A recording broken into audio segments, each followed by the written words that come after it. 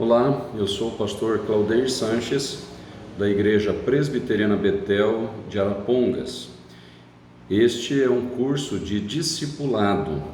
Este curso de discipulado, ele tem como objetivo apresentar as doutrinas básicas do cristianismo para aqueles que desejam conhecer um pouco mais do Senhor Jesus Cristo, conhecer um pouco mais a respeito da salvação, da vida eterna, quem é Jesus, quem nós somos, como nós podemos ser salvos, nós podemos ter certeza da nossa salvação. Então, esta série de estudos de discipulado tem este objetivo para você, que é proporcionar para você que quer conhecer mais do Senhor Jesus, mais a respeito do cristianismo e as doutrinas básicas, o fundamento do cristianismo. Também este vídeo e a série de vídeos que vamos disponibilizar também tem como objetivo a você que já é cristão, já conhece o Senhor Jesus, já tem tido uma vida com o Senhor, mas tem o desejo, quer retomar ou renovar o seu conhecimento a respeito do Senhor Jesus. Então esse vídeo, essa série de discipulado tem como esse objetivo também, para que você possa renovar o seu conhecimento das doutrinas básicas do cristianismo. Mas esta série de discipulado também tem como objetivo a você que quer se tornar membro da Igreja Presbiteriana Betel, tanto você que quer receber o batismo bíblico, quanto realizar a profissão de fé. Então, você deverá ver todos os vídeos desta série de discipulado, e a cada vídeo que você assistir, você deverá entrar em contato comigo por um WhatsApp, ou mesmo aqui na igreja, e falar, prestar um breve relatório de que você viu esta aula, tá certo? E se você tiver alguma dúvida, você deve anotar e entrar em contato comigo. Veja bem que esta série de discipulado nós fazíamos aqui na igreja, fazíamos de uma forma presencial, mas agora, em virtude da pandemia, não temos condições de fazer essa série presencialmente. Então, vou disponibilizar os vídeos aqui para essas três finalidades. Quem quer conhecer mais do Senhor Jesus, do cristianismo, as doutrinas básicas, mas no momento não tem o interesse de se membrar na igreja, mas você pode assistir os vídeos tranquilamente, sem problema algum, você é nosso convidado para isso. Você já é membro aqui da igreja ou de uma outra igreja evangélica, mas que você quer aprofundar e retomar, na realidade, essas doutrinas básicas. Você também é nosso convidado para assistir. Você é católico e quer também ter esse conhecimento, você também é nosso convidado. Enfim, qualquer pessoa, você pode assistir esses vídeos sem problema algum, tá? E a terceira finalidade é para quem quer se tornar membro aqui da igreja, deve assistir toda esta série de discipulado e prestar um breve relatório, uma declaração de que assistiu a estes vídeos. Ok? Combinado? Então vamos lá, vamos iniciar nosso primeiro estudo desta série de curso de discipulado. Qual que é a nossa primeira lição? Qual é o nosso primeiro estudo? É justamente o seguinte: quem é Jesus Cristo? Então eu estou seguindo este livreto, curso de discipulado número 1, tá? Então o primeiro estudo é quem é Jesus Cristo? Quem é Jesus Cristo? Então essa é a base fundamental, Vamos conversar um pouco sobre isso. Certa vez, Jesus perguntou aos que o seguiam: quem dizem as pessoas ser o Filho do Homem? Eles replicaram com algumas opiniões que corriam sobre ele naquela ocasião. Então Jesus lhes perguntou: mas vós, quem dizeis que eu sou? Isso está registrado no Evangelho de Mateus, no capítulo 16, o verso 15. Aquela pergunta foi muito importante e ainda é importante para nós. E a resposta é a base para uma vida nova. Quem é Jesus Cristo? Quem você pensa que Jesus Cristo é? Jesus Cristo, ele foi um profeta, ele foi um mestre, ele foi um guru. Quem foi Jesus Cristo? Quem é Jesus Cristo? Então, a resposta a essa pergunta faz toda a diferença para a nossa vida. Então, vamos ver lá. Jesus Cristo é Deus. Nós vamos ver que Jesus Cristo, ele é 100% Deus e 100% homem. Ele não é 50% Deus e 50% homem. Jesus Cristo, ele é tanto, ao mesmo tempo, Deus e homem, tá certo? Então vamos lá. Isaías, um profeta do Antigo Testamento, profetizou a respeito de um futuro grande servo de Deus, e suas palavras foram amplamente cumpridas séculos mais tarde por Jesus Cristo. Quais títulos Isaías 9:6 é atribuído a Cristo? Então vamos lá, Isaías 9:6, o profeta Isaías escreveu essa profecia a respeito de Cristo, e o seu livro, por volta de 740 anos antes do nascimento de Jesus. E ele profetizou a respeito do nascimento do Messias. E quem é esse Messias? É Jesus Cristo, tá? E vamos, e o que diz então Isaías 9:6? Está escrito assim: porque um menino nos nasceu, um filho se nos deu, o governo está sobre os seus ombros, e o seu nome será Maravilhoso, Conselheiro, Deus Forte, Pai da Eternidade, Príncipe da Paz.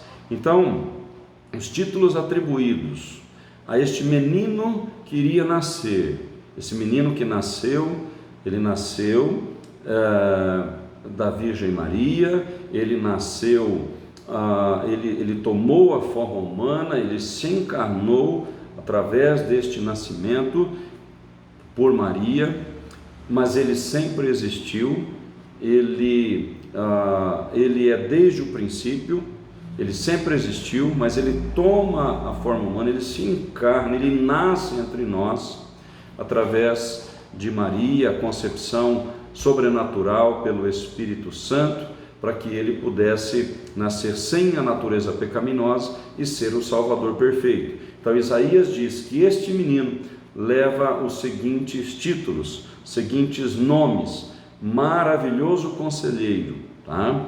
Deus Forte, Pai da Eternidade, Príncipe da Paz.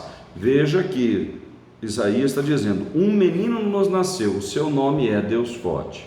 Então, esse menino que nasce é Jesus Cristo, e esse menino é o Deus Forte, ele é o Pai da Eternidade, certo? Ele é o Príncipe da Paz. Então, Jesus Cristo leva os títulos que são referentes a Deus, ou referidos a Deus. Jesus Cristo, então, é Deus. Mais um texto que fala a respeito da divindade de Jesus. Como Pedro respondeu à pergunta de Jesus em Mateus 16,15. O texto de Mateus 16,15 diz assim: mas vós, continuou ele, quem dizeis que eu sou? Respondendo Simão Pedro, disse: tu és o Cristo, o Filho do Deus vivo. Então, quando Jesus pergunta para os seus discípulos, olha, algumas pessoas estavam dizendo: não, ele é o profeta que devia de vir, ele é Elias que veio, ele é João Batista que ressuscitou, quem é? Quem é este? E aí Jesus pergunta para os seus discípulos que o estavam acompanhando: e vocês? Quem vocês dizem que eu sou? E Pedro, sendo ali usado pelo Espírito Santo, tendo esta iluminação, esta revelação do Espírito Santo, ele diz a Jesus: tu és o Cristo, o Filho do Deus vivo. Se Jesus não fosse o Cristo, o Messias, o ungido, o Salvador, se ele não fosse o Filho do Deus vivo, e Filho do Deus vivo significa que ele é Deus, se refere à sua divindade, Jesus mais que imediatamente o repreenderia, dizendo: não, eu não sou o Cristo, não, eu não sou o Salvador. Mas não, porque Jesus de fato era o Cristo, de fato era o Salvador, de fato era o Messias, de fato era o Filho de Deus. Ele aceita isso, ele afirma a Pedro: olha, Pedro, quem te revelou isso não foi o homem, mas foi o próprio Deus, o próprio Espírito Santo que revelou isso a você. Então Jesus, ele testifica, ele afirma, ele ratifica a afirmação de Pedro a respeito dele mesmo, porque ele é o Cristo, ele é o Salvador. Em Mateus 14, 22 a 33, nós temos um relato de Jesus andando sobre as águas. Depois de presenciar isso, o que os discípulos fizeram? Olha só o verso 33, né? Aqui Jesus, então, ele anda sobre as águas. E naquele momento os discípulos ficaram apavorados. Será que era uma visão? Será que era um fantasma? Eles ficaram apavorados. E Cristo, então, Jesus fala para que Pedro então venha até ele. E Pedro então ele desce do barco no meio do mar da Galileia, começa a andar em direção a Jesus. Seus pés se firmam sobre as águas, ele vai caminhando em direção a Cristo.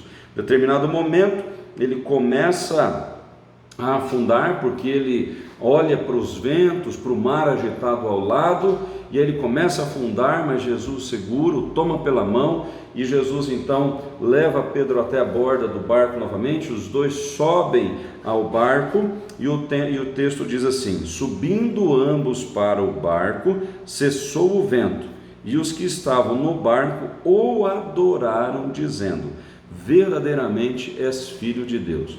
Nós sabemos que a adoração, ela é única e exclusivamente dirigida a Deus.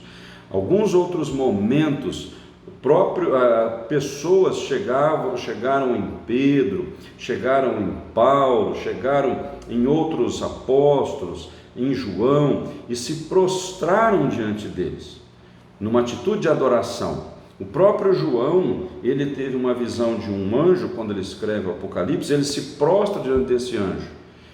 Tantos homens que se prostraram diante de Pedro e dos apóstolos, eles imediatamente disseram: levantem-se, nós somos homens como vocês. Eles não aceitaram a adoração. O anjo a quem João se prostra diante do anjo, o anjo também não aceita adoração. Por quê? Porque a adoração é exclusiva a Deus. E quando então Pedro e os demais discípulos que estavam no barco adoram a Jesus e dizem: este é verdadeiramente o Filho de Deus, Jesus aceita essa adoração. Por quê? Porque ele é Deus. E o testemunho é esse: eles presenciaram aquele fato espetacular como uma prova de que Jesus é verdadeiramente Deus. O que Jesus reivindicou ser em Mateus 28, 18, está escrito assim em Mateus 28, 18. Jesus, aproximando-se, falou-lhes dizendo: toda a autoridade me foi dada no céu e na terra. Como pode alguém ter toda a autoridade sobre terra e céus? Apenas Deus pode ter esta autoridade. E Jesus disse isso após a sua ressurreição, porque ele venceu a morte e ele então consumou a obra do Pai dada a ele. E aqui fica ratificado então que ele, Jesus, sendo Deus, tem toda a autoridade sobre terra e céus. E assim todo joelho há de se dobrar diante de Cristo, porque ele é o Senhor. Também, de que modo Jesus demonstrou o seu poder em Marcos 1, 40 a 42? O texto do Evangelho de Marcos nos diz assim: aproximou-se dele um leproso, rogando-lhe de joelhos: se quiseres, podes purificar. Jesus, profundamente compadecido, estendeu a mão e tocou-o e disse: quero, fica limpo. No mesmo instante desapareceu a lepra e ele ficou limpo. Quem pode curar senão Deus? O ser humano, ele pode ser um instrumento de cura para outras pessoas através da própria medicina, de tratamentos, enfim, mas a cura sobrenatural, mesmo alguém pode ser um instrumento na mão de Deus para a realização do milagre, mas quem realiza o milagre não é o homem. Quem realiza, quem tem poder para curar é Deus. E Jesus, naquele momento, ele cura aquele leproso com uma palavra. E todas as curas, milagres que Jesus realiza, que estão registrados em todos os evangelhos, esses milagres são testemunho de que ele é Deus, porque ele realizava, ele é Deus. Então Jesus demonstrou o seu poder, tanto controlando a natureza, os eventos da natureza, texto que nós lemos anteriormente, falando a respeito de Jesus andando sobre o mar, um outro texto, Jesus também no mar da Galileia, com os discípulos no barco, Jesus ali repreende o vento e as ondas, o mar se acalma, se faz uma grande bonança, e os discípulos mais uma vez perguntam: quem é este que até o vento e as ondas lhe obedecem? Este é Jesus Cristo, ele é Deus. Negar a divindade de Cristo é negar o próprio Cristo. O que mais? Que poder Jesus declarou ter em João 5,21?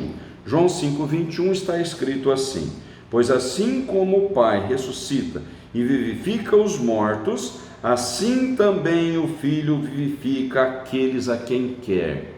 Então quem é que tem poder para vivificar as almas, as pessoas que estão mortas nos seus delitos e pecados? Quem é que pode dar vida àquele que morreu, tanto espiritualmente quanto fisicamente? Quem é que pode? Aqui Jesus disse: assim como o Pai ressuscita e vivifica mortos. Então Deus Pai tem esse poder, porque Ele é Deus. E o que Jesus é então? Ele diz: assim também o Filho vivifica aqueles a quem quer. Não que haja algum tipo de discordância entre o Pai e o Filho. Deus quer vivificar alguns que de repente Jesus não quer, ou Jesus quer vivificar alguns que de repente o Pai não quer. Não é isso. O que Jesus está dizendo é que ele é Deus, tanto que ele tem o mesmo poder, mesma essência, a mesma outorga que o Pai tem sobre a vida. Jesus Cristo, na realidade, é a própria vida. Em João 5, 22 e 23, qual a atitude em relação ao Filho de Deus Jesus ensinou que devemos ter? Então vamos lá, João 5, 22 e 23. E o Pai a ninguém julga, mas ao Filho confiou todo o julgamento, a fim de que todos honrem o Filho, do modo porque honram o Pai. Quem não honra o Filho, não honra o Pai que o enviou. Então, segundo esse texto, nós devemos honrar a Jesus, dar a honra devida a Cristo, assim como nós honramos o Pai. Se você olhar para os 10 mandamentos, você vai ver qual deve ser unicamente quem nós devemos adorar. Nós devemos adorar unicamente a Deus. Essa honra que é devida a Deus é reivindicada por Cristo. Por quê? Porque Jesus é Deus. Então, em outro momento nós vamos estudar sobre a Trindade, tá? É um termo que não existe na Bíblia, é o termo Trindade, mas a Bíblia revela que o nosso Deus, que o Deus Criador dos céus e da terra, é um Deus que subsiste em 3 pessoas, o Pai, o Filho e o Espírito Santo. E as 3 pessoas são todas elas iguais em poder, na mesma essência, na mesma eternidade, exatamente iguais. Então, como nós devemos adoração única e exclusivamente a Deus, ou seja, nós devemos honrar única e exclusivamente a Deus, Jesus disse também que Ele é digno de toda honra. Por quê? Porque Ele é Deus. E quem não honra a Jesus, quem não glorifica a Jesus, também não está glorificando o Pai. Em João 10, 22 a 33, existe um confronto dramático que Jesus teve com alguns judeus. De que modo Jesus identificou-se com Deus, o Pai? Jesus vai dizer, especialmente no verso 30 desse texto, ele diz assim: eu e o Pai somos um. Eu e o Pai somos um. Ele está falando a respeito de unidade. Ele não está dizendo que agora que ele está aqui na terra, Jesus é o Pai. Não podemos fazer essa confusão. O Pai não é o Filho não é o Pai. Mas Jesus está dizendo que quem vê a Jesus, vê ao Pai. Tá? Porque ele, como diz Hebreus, Jesus é a expressão exata do ser de Deus. Então, quem vê a Jesus, como ele e o Pai formam a mesma divindade, né? Um único Deus, então quem vê a Jesus, vê o Pai. Todos esses textos que eu li até nesse momento, e ainda teriam mais alguns outros, mas eu quero limitar o nosso estudo a 30 minutos, tá ok? Para não ficar muito longo. Então, se você quiser ler outros textos também, você pode ler João 20, 24 a 28, então, mais esse texto aqui, você pode ler também o texto que eu acabei de citar, ler o texto todo em João 10, de 22 a 33, para que você possa observar que Jesus é Deus. Jesus é Deus. Ele é 100% Deus. Tá? Quem nega que Jesus Cristo é Deus, que Jesus Cristo veio em carne, é o anticristo. Isso está escrito na primeira carta de João, no capítulo 2, tá bom? Se eu não me engano, lá dos versos de 16 a 28, tá? Então, negar a divindade de Cristo, você tira a divindade de Jesus, acabou o cristianismo. Acabou o cristianismo. Dizer que Jesus é filho de Deus, mas ele é uma criatura de Deus como nós, está errado. Ele é filho de Deus, mas esse título dado a ele é um título de divindade. Dizer que Jesus é um profeta é parcialmente correto, porque ele é um profeta, mas ele não é só apenas um profeta como Isaías, como Jeremias, como os outros profetas do Antigo Testamento, ou mesmo João Batista. Não, ele é o profeta. Dizer que Jesus é rei é parcialmente verdadeiro, no sentido que, se você disser que Jesus é rei, apenas assim como Davi e Salomão foram reis, então também é parcialmente correto. Por quê? Porque ele não é apenas um rei, ele é o rei dos reis. Então é completo. Dizer que Jesus foi um sacerdote, parcialmente correto, se comparar Jesus apenas com os outros sacerdotes, mas ele é o sacerdote. Então ele é sacerdote sim, mas o sacerdote eterno, ele é Deus. Então ele carrega sobre si esses três atributos, né? Ele é rei, profeta e sacerdote, ele é o Salvador, ele é o Messias, ele é o maravilhoso conselheiro, ele é o Pai da eternidade, ele é o Deus forte, ele é o príncipe da paz, ele é Jesus Cristo, ele é Deus, certo? E nós devemos adorá-lo, nós devemos crer nele para a salvação. Isso vamos ver um pouco mais adiante. Mas eu quero falar com vocês também, que assim como Jesus ele foi 100% Deus, ele também, e não é nem correto dizer foi, né? Ele é 100% Deus, ele é também 100% homem. Como nós vamos ver a respeito da humanidade de Jesus? De que modo os versos seguintes demonstram a humanidade de Jesus?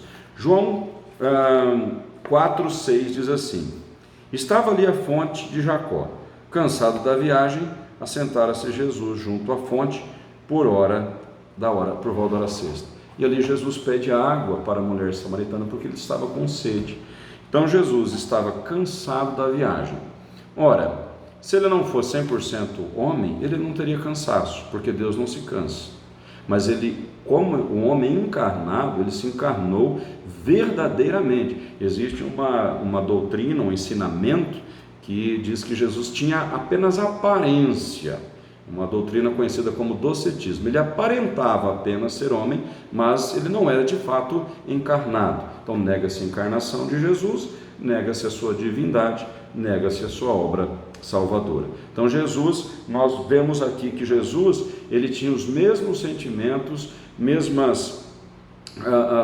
aquilo que nós passamos como seres humanos, Jesus passava. Então ele teve sede, ele também ficou cansado da viagem, ele se assentou para descansar.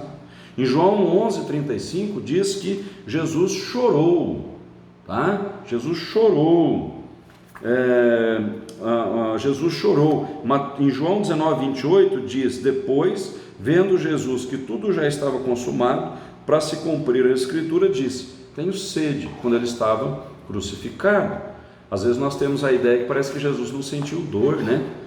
Quando aqueles cravos parece que não doeram tanto como se fosse o nosso corpo. Parece que os espinhos cravados na sua cabeça, naquela coroa de espinhos, parece que não doeram tanto, porque ele era Deus. Mas não, queridos, ele era 100% homem.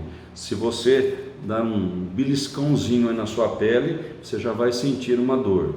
Essa pequena dor que você está sentindo é exatamente, se Jesus também fizesse isso, era exatamente a mesma dor. Por quê? Porque ele foi 100% homem, tá? A sua encarnação foi real. De acordo com Hebreus 2:14, por que Jesus veio à Terra para viver como um ser humano e morrer? Isso é muito importante para nós, tá? E aqui em Hebreus 2:14, Hebreus 2:14 nos diz assim: visto, pois, que os filhos têm participação comum de carne e sangue, destes também ele igualmente participou, para que, por sua morte, destruísse aquele que tem o poder da morte, a saber, o diabo. Vou ler mais um texto para depois comentar os dois juntos.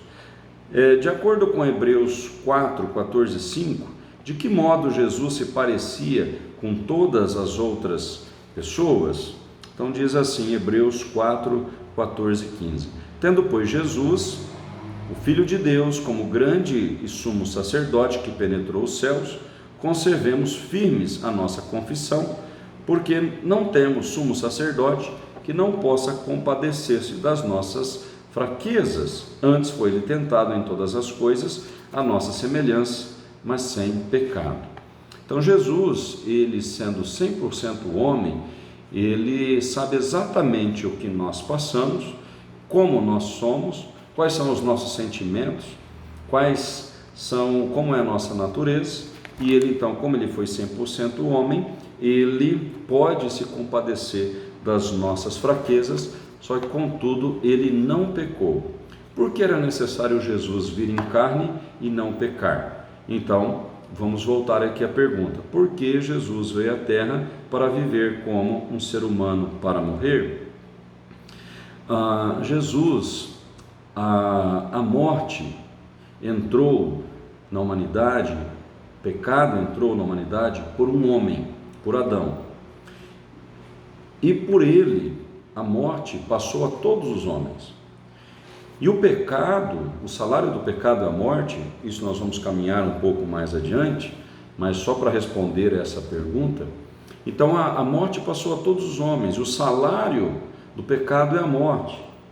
Então Jesus, ele precisava vir em carne como um homem para expurgar os pecados, para purificar os pecados, para ser um homem perfeito, um sacrifício perfeito. A Bíblia diz que sem derramamento de sangue não há expiação, não há perdão de pecados. Então, Adão pecou. Então, o que ele recebeu pelo seu pecado? Ele recebeu a morte. Jesus, ele não pecou. Ele tinha que vir em carne para ser um homem sem pecado, para morrer em favor de pecadores, para que ele conquistasse a vida, porque Jesus morre sem pecado, então ele foi ressuscitado pelo Pai, e aí ele conquistou a vida para todo aquele que nele crê, tá? A obra de Cristo. Na próxima lição, no próximo estudo, nós vamos abordar sobre isso. Então, para hoje, o que é extremamente importante para nós ficar muito claro: quem é Jesus Cristo? Quem é Jesus Cristo? Jesus Cristo, ele é 100% Deus. Ele merece, ele deve ser adorado, glorificado.